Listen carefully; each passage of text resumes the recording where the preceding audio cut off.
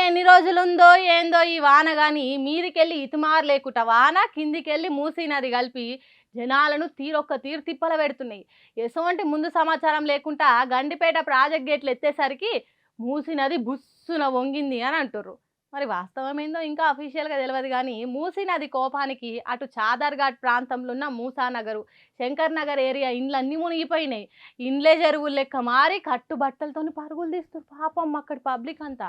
ఇటు నిత్య రద్దీగా ఉన్న ఎంజీఎస్ బస్ స్టాండ్ వరద నీళ్ళల్లో మునిగి పొంగి పొర్లుతుండేసరికి ఊర్లలోకి పోదామనుకున్నోళ్ళు, ఊర్లలోకెళ్ళి వచ్చినోళ్ళు ఎక్కడోళ్ళు అక్కడనే ఇరికిపోయిర్రు. అటో ఇటో జీహెచ్ఎంసీ, డీఆర్ఎఫ్ బృందాలు సాయంతోని ఒకరి చేతిలో ఒకరు పట్టుకొని బయటకు వచ్చిర్రు గానీ మూసీ నది మాత్రం రెస్ట్ ఇవ్వకుండా పారుతూనే ఉంది.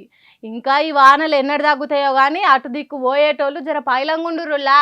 సర్కారు కూడా నది ప్రవాహం ఆగేటట్టు జల్దినే ఏదో ఒక ఉపాయం చేస్తే బాగుండు.